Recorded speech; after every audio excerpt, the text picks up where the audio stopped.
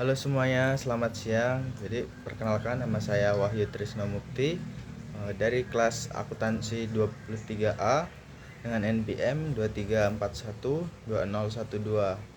Nah, jadi pada kesempatan kali ini saya akan mempresentasikan mengenai materi karakteristik sistem pengendalian manajemen. Jadi sistem pengendalian manajemen itu memiliki beberapa karakteristik kunci yang membuatnya efektif dalam konteks bisnis modern seperti yang diterapkan di perusahaan. Nah, jadi apa itu tujuan sistem pengendalian manajemen? Sistem pengendalian manajemen adalah serangkaian proses yang terstruktur yang dilaksanakan oleh para manajer untuk memastikan bahwa strategi organisasi diimplementasikan secara efektif dan efisien. Ini bukan sekedar alat pengawasan, melainkan kerangka kerja komprehensif yang memandu organisasi menuju pencapaian tujuannya. Yang pertama itu ada perencanaan strategis, yang kedua ada evaluasi berkelanjutan, pengukuran kinerja, dan tindakan korektif. Nah, SPM sendiri berfokus pada koordinasi dan pengawasan aktivitas di seluruh tingkatan organisasi untuk memastikan semua upaya selaras dengan sasaran strategis. Ini adalah tulang punggung operasional yang menghubungkan strategi tingkat tinggi dengan pelaksanaan harian. Elemen utama dalam sistem pengendalian manajemen itu terdiri dari 4 elemen yang efektif inti yang bekerja secara sinergis untuk memantau dan mengarahkan kinerja organisasi. Yang pertama tuh ada pelacak detektor. Nah, jadi elemen ini tuh bertanggung jawab untuk mengumpulkan data dan informasi mengenai apa yang terjadi di dalam suatu organisasi. Ini bisa berupa laporan keuangan, data penjualan, indikator kinerja, atau umpan balik pelanggan. Nah, selanjutnya tuh ada penilai. Penilai ini adalah yang bertugas membandingkan informasi yang dikumpulkan oleh pelacak dengan standar target atau anggaran yang telah ditetapkan.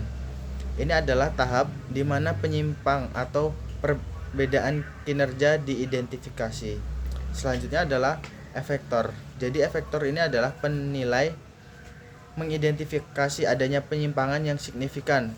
Efektor akan mengambil tindakan korektif. Tindakan ini bisa berupa penyesuaian strategi, perubahan alokasi sumber daya, atau pelatihan ulang personil.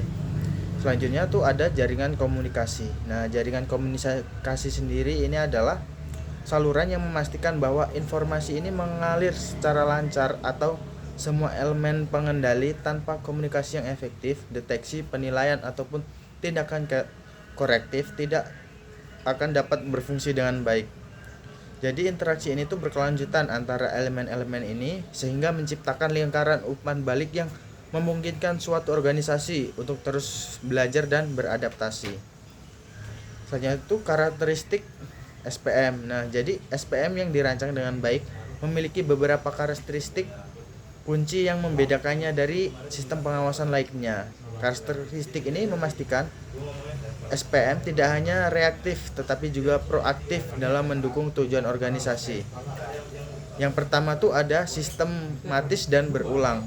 Jadi SPM adalah serangkaian langkah-langkah yang terstruktur dan berkoordinasi, bukan kegiatan ADHOC. Prosesnya berulang secara periodik untuk memantau kinerja secara konsisten. Selanjutnya adalah melibatkan koordinasi antar individu dan unit.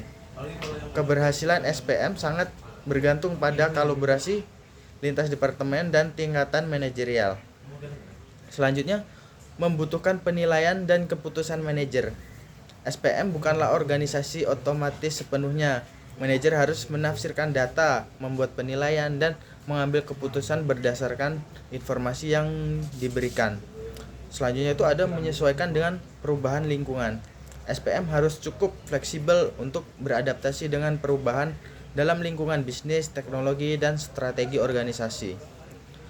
Keselarasan tujuan, going concern. Jadi salah satu tujuan fundamental dari SPM ini adalah menciptakan keselarasan tujuan. Ini berarti merancang sistem agar tujuan individu, para karyawan, dan manajer selaras dengan tujuan keseluruhan dari suatu organisasi. Yang pertama itu ada mendorong perilaku yang mendukung. Nah, jadi ketika tujuan selaras, individu secara alami termotivasi untuk mengambil tindakan yang mendukung pencapaian target bersama, bukan hanya untuk tujuan pribadi mereka. Selanjutnya adalah untuk mengurangi konflik kepentingan. Jadi keselarasan tujuan ini meminimalkan potensi konflik antara departemen atau individu karena semua pihak itu bekerja menuju hasil yang sama.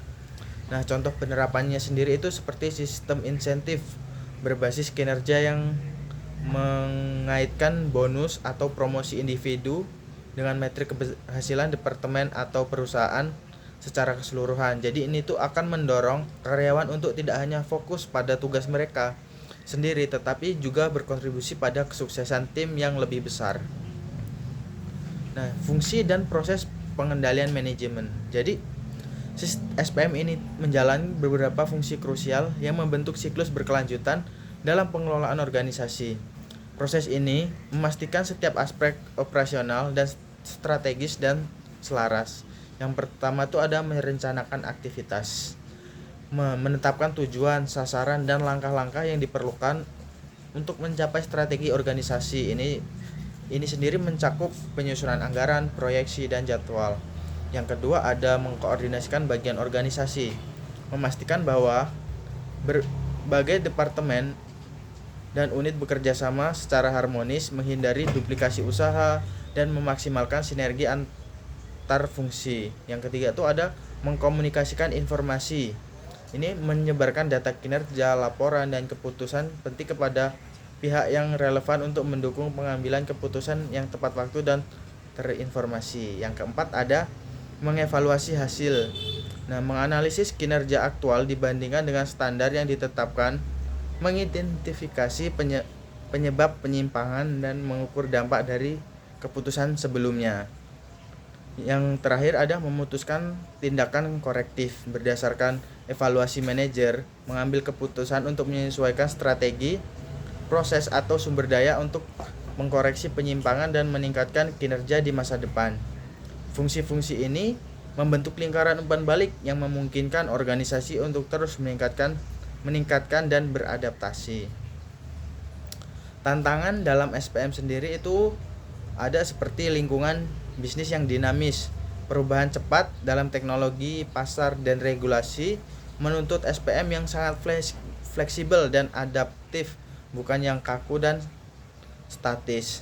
Selanjutnya tuh resiko suboptimasi dan manipulasi. Karyawan mungkin fokus pada pencapaian target departemen mereka sendiri atau bahkan memanipulasi data untuk memenuhi target yang merupakan tujuan organisasi secara keseluruhan. Ketergantungan pada pengendalian diri. Keberhasilan SPM seringkali bergantung pada integritas, etika, dan kemampuan manajer untuk membuat keputusan yang tepat, bukan hanya pada struktur sistem. Penetapan standar yang tepat. Sulit untuk menetapkan standar kinerja yang realistis, adil, dan memotivasi, terutama untuk aktivitas yang sifatnya kualitatif dan sulit diukur secara kuantitatif. Contoh penerapan SPM itu pada penggunaan anggaran.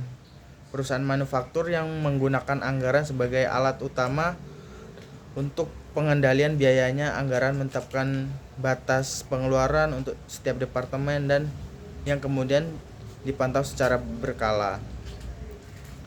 Peran teknologi dan komunikasi dalam SPM. Di era digitalisasi ini, teknologi dan komunikasi telah menjadi tulang punggung yang tidak terpisahkan dari sistem pengendalian manajemen. Mereka memperkuat kemampuan organisasi untuk memantau, menganalisis, dan merespon dengan cepat.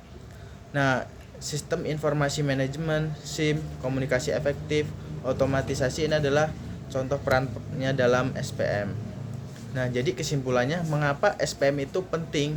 Nah, jadi SPM ini adalah pilar fundamental bagi kesuksesan organisasi modern. Keberadaannya esensial untuk menerjemahkan visi menjadi realitas dan memastikan kelangsungan hidup di tengah dinamika pasar, implementasi strategi, adaptasi lingkungan, efektivitas dan efisiensi, pencapaian tujuan bersama. Jadi singkatnya SPM adalah kompas yang menuntun organisasi, memastikan setiap langkah diambil dengan tujuan dan setiap upaya berkontribusi pada visi yang besar. Baik, mungkin seperti itu saja materi yang dapat saya sampaikan. Terima kasih.